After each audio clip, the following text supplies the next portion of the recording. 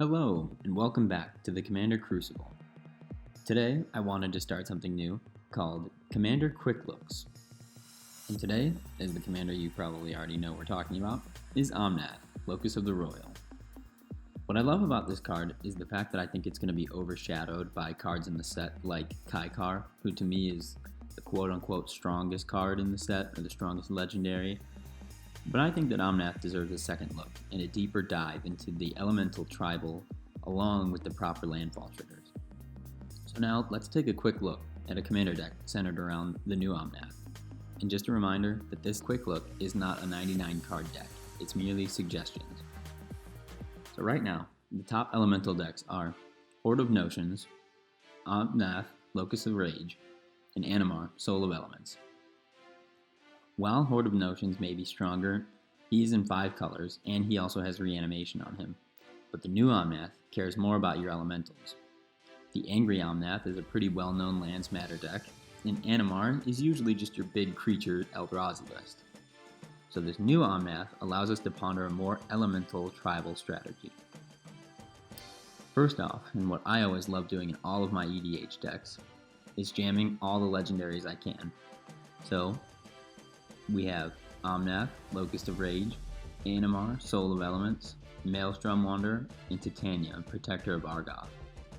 The old Omnath is pretty good because it wants the lands to hit the battlefield just like the new Omnath, so why not get as much utility out of our lands entering as possible? And I think Maelstrom Wanderer speaks for itself. I also threw Titania on this list because most Omnath decks find a way to sacrifice their lands and then get them back in the same turn or something crazy like that. So, might as well keep making elementals later in the game when we sacrifice our abundance of lands. Living Twister shines in this deck as well, allowing us to return lands to our hand so that way we can play them and get additional landfall triggers. Forgotten Ancient also shines because it can move its 1/1 counters from it to something else that our Omnath might give it. And Multani also allows us to return lands to our hand and gives us a little bit of recursion so we can get our landfall triggers again. Along with cards like Mina and Den Wildborn. They're great for giving trample to other things and returning lands to our hand, also while giving us additional lands to play each turn, so the deck wouldn't necessarily need to be 100% elemental, but also focusing on those landfall triggers. Undergrowth Champion is a great blocker in our deck. This card can eat a lot of damage when you remove a 1/1 from it, when it takes damage. And then you play a land, and it gains a +1/+1, and then our Omnath could also give us another +1/+1, so it would gain back more counters than it lost by blocking. And a huge synergy that I see right away in this deck is Fertilid from Battlebond. Fertilid's already an elemental, and it enters with 2 1/1 counters. It also allows us to search our deck for lands and put them straight onto the battlefield.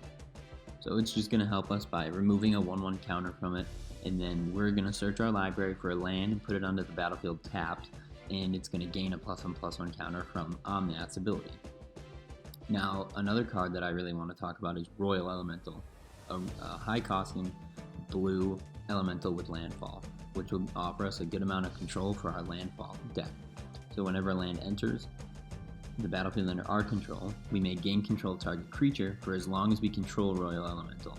So it's not till the end of turn, you don't get it forever, but you control the Roil Elemental. We're going to keep our opponent's creatures from hitting us, and we can use them to our advantage. I think the Obsidian Fireheart deserves a spot on our list, just because it's a good way to ping our opponents without doing combat damage. It's also a pretty big body. It's a 4/4 for 4 mana, 1 red, red, red, with an ability, 1 red, red. Put a blaze counter on target land without a blaze counter on it. As long as that land has a blaze counter on it, it has, at the beginning of your upkeep, this land deals 1 damage to you. And there's not going to be a problem in EDH with an abundance of different lands to put blaze counters on to keep pinging our opponents. I think Avatar of Growth also allows for a bit of good stuff from Group Hug, and we'll be benefiting from that way more than our opponents. It's going to cost less for the amount of opponents we have. It has trample built in, and when it enters the battlefield, everyone is going to search their library for 2 basic lands and put them on the battlefield untapped. So it's going to allow us a little bit of ramp, it's cheap, it might even pay for itself. I think this is a great card. You can use it politically and in a group hug strategy, and then our landfall triggers are going to be acting way more than everyone else just gaining 2 lands. So I think this deck is going to take some tweaking with the amount of fetch spells that you choose to run, but the obvious ones like Harrow, Farseek, Skyshroud Claim, Tempt with Discovery, and the like, those are definitely going to be in the deck. But we need to make sure to try and include enough to get out lands consistently throughout the game, but keep it down to make sure that we have enough elemental creatures for Omnaths to enter the battlefield trigger.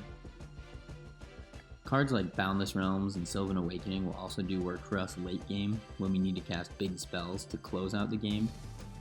Boundless Realms search your library for up to X basic lands, where X is the number of lands you control and they enter tapped. Sylvan Awakening is just a nice 3-mana spell from Dominaria. Until your next turn, all lands you control become 2/2 elementals with Reach, Indestructible, and Haste. They're still lands, and now you might think that 2/2s are pretty small, but trust me, with the amount of lands that this deck should be putting out, it's going to be enough to kill someone late game. And we also have Nissa Vital Force. Her +1 allows us to untap a land and make it a 5/5 elemental with haste. And her -6 is really where she shines. You get an emblem with whenever a land enters the battlefield, you may draw a card, which is going to be great for this deck. We're already going to be drawing cards, but everyone loves drawing cards, and we want to draw as many as possible. This is a special part of the deck I also want to talk about. The blink and flicker aspect of the new Omnath. He has that sweet enter the battlefield trigger, and I want to try and hit that as many times as possible. I don't think that hitting it once or twice just when he enters, when you cast it from the command zone, or if it gets returned to your hand, I don't think that's good enough. I want to be actively trying to get him to enter the battlefield with cards like Conjurer's Closet, Crystal Shard, and Deadeye Navigator. All of these cards will allow maximum use out of Omnath's enter the battlefield trigger, and it's pretty good for the deck that we're building. So the new Omnath might not be as big or flashy as the Angry Jellybean, but I think that's the beauty of him. I think he's going to be overlooked and underrated, and that's going to make him a perfect under-the-radar general. And now remember, all my suggestions are just that. They're just suggestions. So feel free to build the Calm Jellybean any way you want, and make sure to share your list. I'm pleasantly surprised with our new Temur Landfall commander, and I want to know what you all think.